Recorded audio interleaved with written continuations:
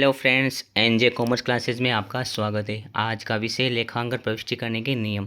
इसके मुख्यतः 3 नियम होते हैं: व्यक्तिगत खाते का नियम, अव्यक्तिगत खाते का नियम, वास्तविक खाता, अवास्तविक खाता। व्यक्तिगत खाते का नियम कहता है कि पाने वाले का खाता नाम करे, देने वाले का खाता जमा करे। अव्यक्तिगत खाते का नियम कहता है 2 प्रकार के होते हैं: वास्तविक खाता, जो वस्तु व्यापार में आती है उसके खाते को डेबिट करो, जो वस्तु व्यापार से जाती है उसके खाते को क्रेडिट करो। अवास्तविक खाता का नियम कहता है कि समस्त व्ययों हानियों को डेबिट करो, समस्त आयों लाभ के खाते को क्रेडिट करो।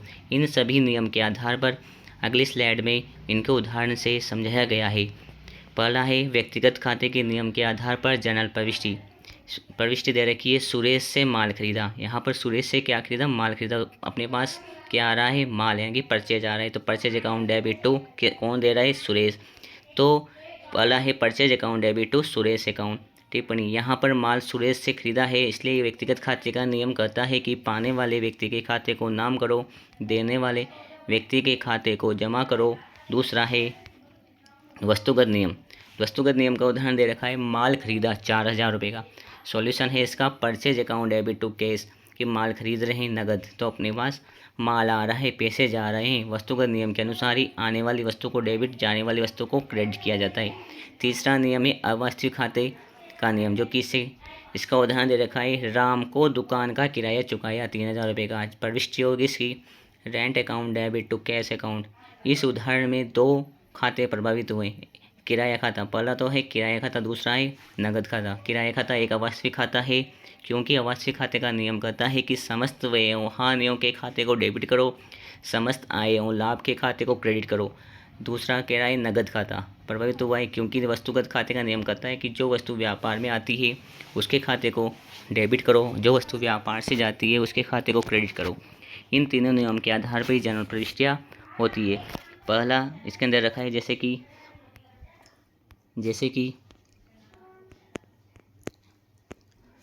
नगद से व्यापार प्रारंभ किया। नगद से व्यापार प्रारंभ किया तो अपने क्या किससे करें? Cash account. क्या बनेगी इसकी entry? Cash account debit to capital.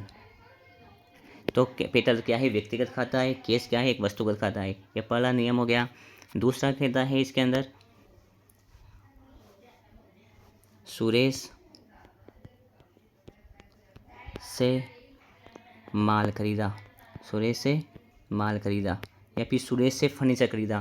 तो सुरेश से क्या खरीदे? अपन माल खरीदे, तो माल आ रहा है, तो purchase account debit to Suresh. ये दूसरी, यहाँ पर क्या आ रहा है? परचेज आ रहा है, और किससे आ रहा है? सुरेश से।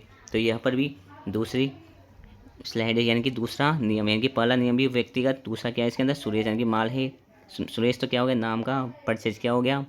वस्तुगत। तीसरा है अवास्तविक खाता, यहाँ की किराया चुकाया। तीसरा क्या है? किराया चुकाया। किराया चुकाया का मतलब रेंट चुका रहे हैं। Rent account to cash account. Rent means किराया चुकाया, कैश। तो रेंट तो क्या है? एक अवास्तविक खाते का, जो वस्तु हानि हो रही है या खर्च हो रही है वो तो हो गया। कैश क्या हो गया? वस्तुगत हो गया। तो इन तीनों नियम के आधार पर ही जनरल प्रविष्टियाँ की जाती है। वीडियो अच्छी लगी लाइक एंड सब्सक्राइब कीजिए। धन्यवाद।